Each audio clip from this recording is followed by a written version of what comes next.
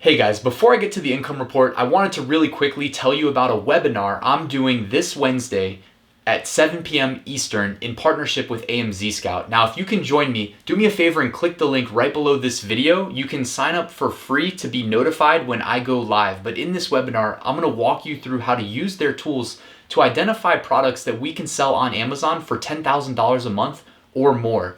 Not only am I gonna walk you through the product research phase, but I'm gonna talk about what makes a product ideal and what we want to avoid in products that we're going to be looking to sell on Amazon. Now, with the help of AMZ Scout's tools, it's going to be a lot easier than you probably think. And I hope you can join me at 7 p.m. on Wednesday night. Do me a favor and register for the webinar either way. That way you'll be reminded when I go live. The link is right there in the description. Thank you.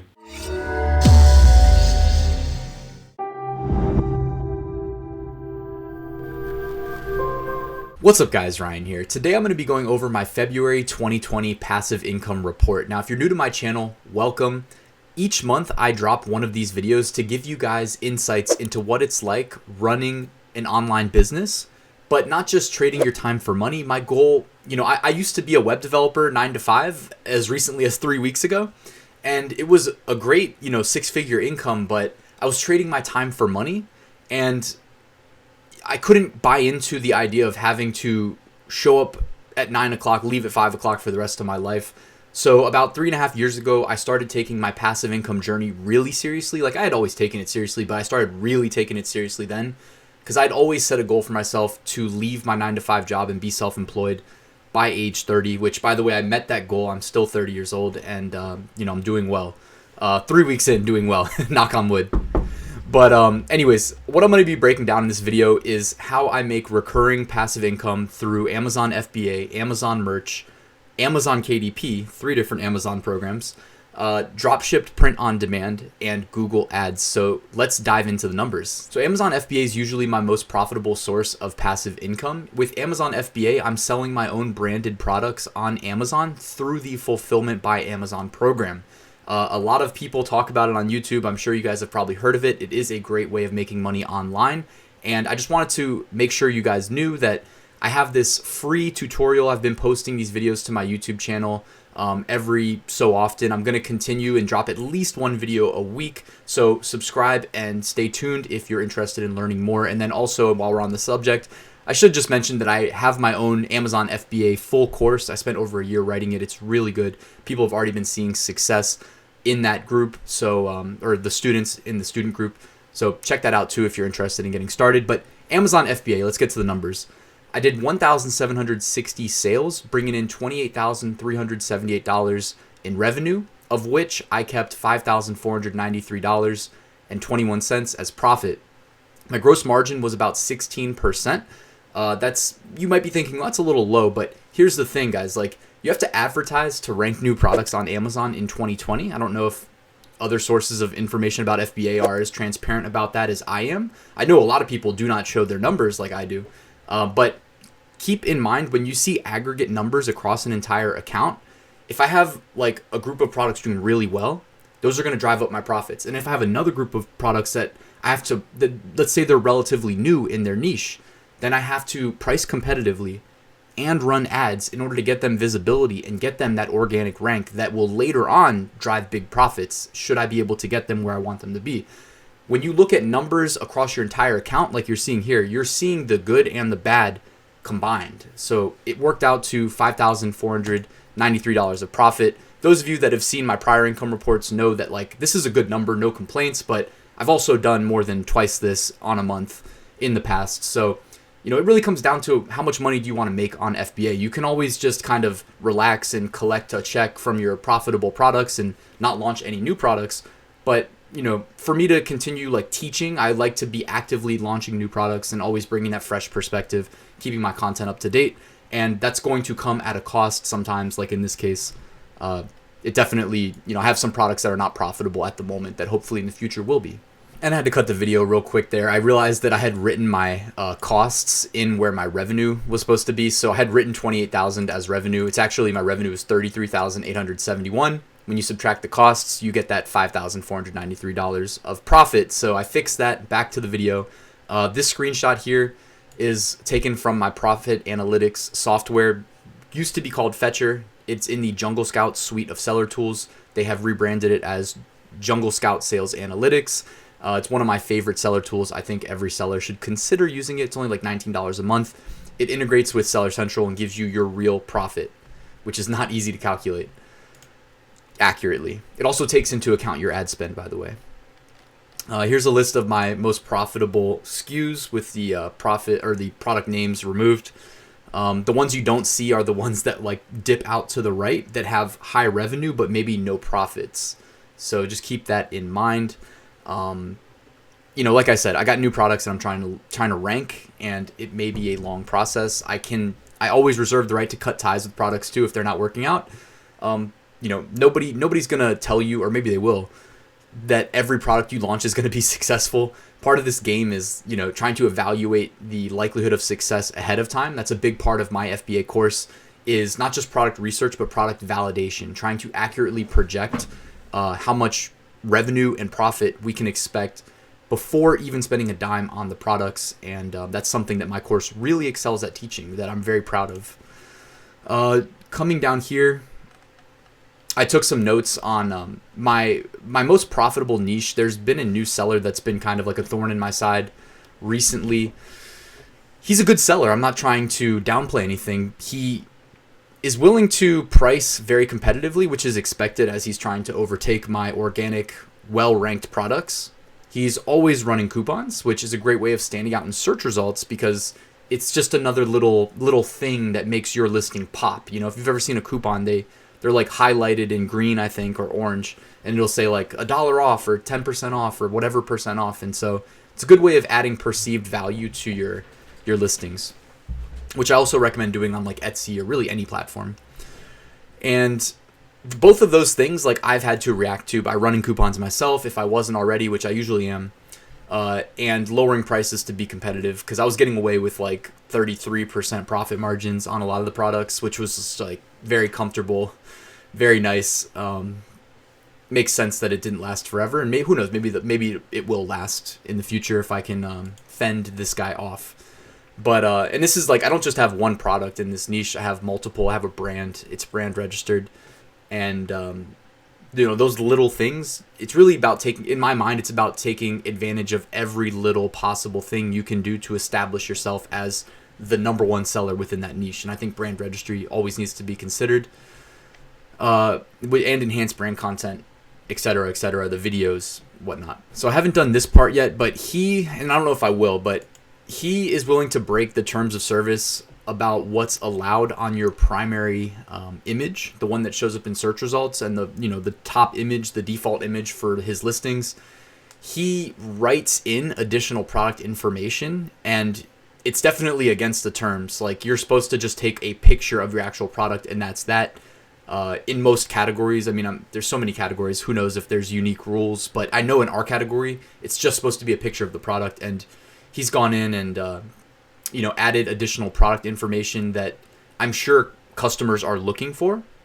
And in doing that in the image, we all know customers shop with their eyes. They look at the images first, text second. So it's going to definitely be aiding his click-through rate, which is then going to lead to more sales. Because once a customer clicks and is at a listing, they're more likely to just buy that than go backwards and reevaluate. So I have to kind of go to the drawing board and decide if I'm gonna do what he's doing to level the playing field. I don't want it to come to that, but we'll see.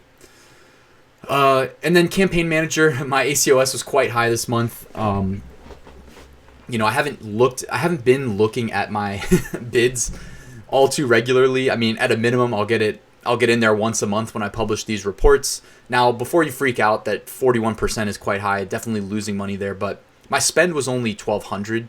So a high spend and high ACOS would be really bad, but this is a low spend, high ACOS. It's okay. One thing that was really weird that I noticed, though, is like I went into multiple different products in different niches that I sell through FBA, and like the suggested keyword bids that are usually, it's all relative, I guess, but that are usually high relative to what they were suggesting in February, everything was low. And usually what I'll do when I go in there is just look at the well, I'll look at the spend and how it's converting and either manually reduce my bids, but a lot of times the Amazon suggested bid is like a lot higher than I'd be comfortable spending. But this month I went in there and I was like, hold up. I basically had to go into like all of my ad groups and look at each keyword for each match type, because I like to split them up by match type, and just click the little suggested bid button, which was bringing them down in some cases dramatically. Like for my primary, my biggest, most profitable niche, I remember when I first entered, I was like, damn, I don't know if I can even run PPC, because the bids were like $4, $5 per click.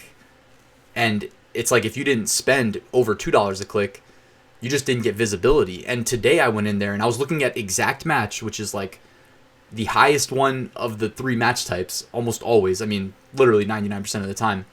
And because that's, going to have, that's the most exact way of matching to customer queries. So it makes sense it would cost the most. And the bids were like under $2. The suggested bid by Amazon's algorithm were like under $2. So you would think that means opportunity, but it all depends on how well you're converting. Because if you're spending higher than the suggested and you're dominating the those advertising spots, it doesn't necessarily, if it's not translating to sales, then you could be like overspending, or you know what I mean? If you think about it in terms of it used to cost $5, I can come in at just above $2 and get visibility because Amazon's saying I only need to spend $1.80. It sounds good, but you have to also convert. And what I'm also wondering is like, Amazon's clearly, if you guys pay attention to the catalog, they've been adding a bunch of advertising spots to the catalog because it's just padding their own pockets. Like they'll add them like in the middle of the page, in search results, bottom of the page. You can go to product listings and there's like rows of advertised listings there too. So I'm wondering if like the suggested bids are being brought down because of how many advertising spots they are adding. And I wonder, I mean, I would think that the ads that appear at the top of search results that's where you want to be. That's the apex. They're the most successful. But then if you're getting into these other spots where Amazon just decides to place you, maybe people click your product without realizing it's an ad, you get charged and you don't get a conversion. I don't know. It's just something to pay attention to. Definitely like looking at the Amazon catalog from a buyer perspective, there's a lot of advertising spots that I don't think used to be there or relatively new. You know what I mean? Maybe in the last, let's say 3, 4, 5 months. So I think it's brought down the required bids to get visibility, but just stay on top of whether it's converting or not. And I think that about wraps up the FBA section. So let's move on to Amazon merch. Amazon merch. So this is selling print on demand products on Amazon's catalog through an invitation only program called Amazon merch. It is pure profit. You never have to pay a dime. So you don't even have to keep a credit card on file. And I think everybody should be taking advantage of Amazon merch if you're not already. I have been in the program for over 3 years and I really enjoy it. So I did 342 sales in February, bringing in $6,215 of revenue, of which I kept $985.45 as royalties. My average royalty was $2.88. I'm happy with that number. It's about right based on how I price most of my shirts. As you can see here, USA led the way, $960 of profit. UK brought in 12, pound sterling, and Germany brought in $8 in 8 euros. Sorry. The reality is like I only have about a third of my catalog uploaded to UK and Germany, and it's when I say catalog, I'm thinking of like my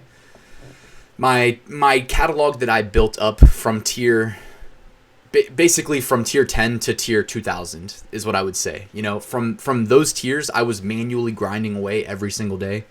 And since tier 2000 plus, I've had to like go back to the drawing board, reevaluate my strategy to make it work for me. One of my favorite sayings. And so I would consider like my early catalog, my money-making catalog. And I've got about a third of it on UK and Germany, so it's not doing all that well. But I also don't pay that much attention to it, so I don't know. I mean, it's really your call whether or not to be uploading there. I think the U.S. market I know the U.S. market should be prioritized for sure because it gets the most traffic, and standard T-shirts are the best-selling product. So I've mentioned this before, but I'm currently like I'll get to my current uploads, but I'm currently only uploading standard T-shirts to the U.S. market. So Here's a glimpse at my Pretty Merch sales data for February. Again, 332 sales, pretty good. Definitely up year over year in February. Standard t-shirts made up 82%, followed by hoodies 8%, tank tops 5%, and premium shirts 4%. No design went crazy with sales. The top one, I'll give you the niche of the top one without giving the design. It's a meme, so memes sell well. All right,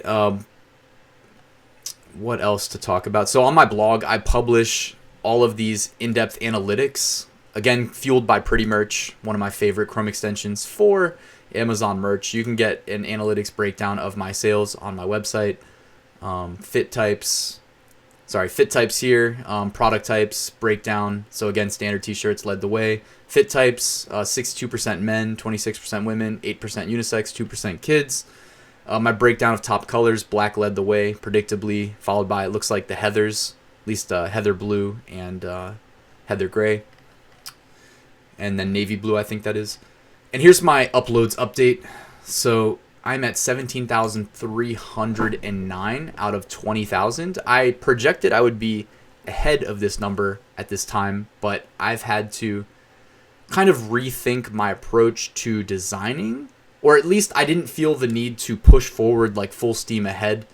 Because if you remember my January income report, which was a month ago, so it's okay if you don't, but I was essentially letting the KDP upload limit dictate how many designs I made on a weekly basis, and I was basically doing 1,000 KDP. Like the upload limit was 1,000 a week, so I would do 1,000 unique designs a week, convert them to Amazon merch t-shirts, and I would always tackle niches that would work in both, and upload them to merch and upload them to KDP. That way I'd hit that 1,000, you know what I mean? Merch gets 1,000, KDP gets 1,000, and my coverage is extended on the Amazon catalog by 2 different product types and 2,000 ultimately product listings.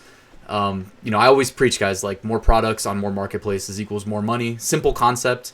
There's other ways to go about making money, but like if you just stick to that basic concept, I think you'll be protected and can project reasonably increased sustainable recurring profits in the future, which is why I always come back to that point.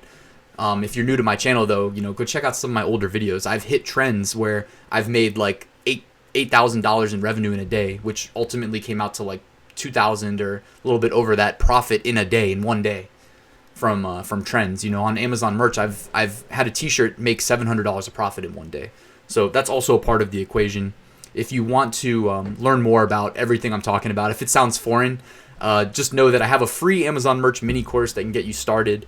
And I have a full-blown Amazon merch course on my passive income school at ryansmethod.com that will walk you through pretty much everything that you need to know that I can possibly teach based on my journey from tier 10 to tier 20,000 where I'm at current. All right, dropshipped print on demand. This is where I take my print on demand sales that are not through Amazon merch and I just lump them all together. And I basically, it comes back to that mantra of more products on more platforms equals more money. This is what I meant by more platforms. So not just Amazon merch, but expand the scope. So I did 237 sales, generating $1,258.48 of profit, which is actually more than I made through Amazon merch. But it makes sense since I've got all these platforms that I upload to. So Amazon.com led the way, 134 sales, .co.uk 12, eBay 3, Etsy 0. I actually called Etsy and tried to get my account back. Got the same canned response. They do not care. Redbubble 58 sales, Spreadshirt 9 sales, TeePublic 20, Teespring, Sadface 0, Zazzle 1 sale. I never get sales in Zazzle even though I have like 2,000 products up, maybe even 3,000 or 4,000 at this point. 1 sale. I don't know. Whatever. I'll take it. I still upload there every day. The real story though to talk about is, Amazon.com. This is through Seller Central. So remember when I talked about FBA? Well, I can also list what's called FBM, fulfilled by merchant, instead of fulfilled by Amazon. I can list products to my Seller Central account throughout the day through the Printful integration. By using the Printful integration, they basically detect the orders when they come, so I don't have to do anything. Like if you do Shopify dropshipping, you have to hire a VA to like, I'm pretty sure you do anyways. I've never done it, but there's some manual intervention needed by a virtual assistant or you to actually like set up the orders and get them fulfilled properly. With Printful, their software syncs with Seller Central. It detects orders for you, fulfills them, sends them to your customer. You literally can do nothing. You can be vacationing on the other side of the world and that order is going to get to your customer. So it's really good. And that is my profit leader. But the Amazon selling experience is not perfect. I'm sure you guys have heard of hijackers. Now, this is not meant to scare you away from starting your journey as an Amazon seller, because this guy has been cutting into my profits big time, and I still took home $1,258, right? So that number could have been higher, but I'm dealing with some less than ideal things, but I'd still much rather have the $1,258, because again, like if I do nothing for the next 30 days, then when you hear my March income report and my April income report, I'm still going to be above $1,000. So keep that in mind. It's not like I'm trading my time for money here. I'm investing time to make recurring profits in the future. Anyways, I had this hijacker who had, last time you heard from me, he had created offers on over 200 of my listings, over 200, which is just absurd, man. It's just disrespectful. I had some of my friends do test orders so that I could learn kind of what they've got going. This one, it's hard to see, but I was trying to see, basically, it's like if I am listing products through the Printful integration, well, Printful has specific products that they embroider onto. So I wanted to see if this guy who created offers on my listings is selling the right product, because if he's not, it's going to be easy to nail him. However, he so far has had all the right products. This is one of the Yupong cuffed beanies. And you'll notice not only, if you've ever ordered a hat through Printful, the shipping in this case for the beanie looks exactly how it looks when you fulfill through Printful. I had another friend order a different type of hat, which would come in a cardboard box. It came in a cardboard box. And so I was starting to think like maybe this is just a seller that doesn't know what they're doing, doesn't realize they're losing money, because Amazon takes a cut out of every sale. So if you think that you can just, like if you just follow the Printful product wizard and you follow it to where it says like profit $3, Amazon's cut could be $3.50. So you'd be losing 50 cents per sale, which I thought maybe this guy was doing. But then, I blurred out the address on this test order, but I realized I could Google the return address. So I Googled that and realized that this is who I'm competing with, or not competing with. This is who's stealing my money, stealing my customers, jumping on a bunch of my product listings. It's some like apparel company. I don't even want to say company. It's just a shop in New York City. I don't know what more to say about it. Like I even called them and just kind of like pretended I wanted to place an order, got some intel. They do their own, they don't do their own sourcing. They just order from the same people that Printful sources from, which I'm sure is like a logical approach to doing custom apparel.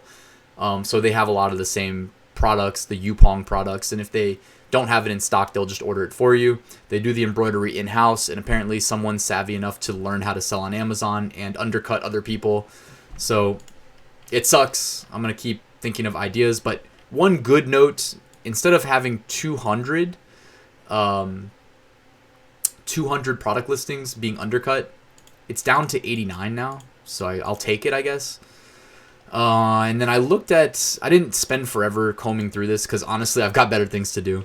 But like some of the best seller ranks of the products that they're stealing my sales from include, 184K BSR, which is like regular sales, maybe even a sale a day.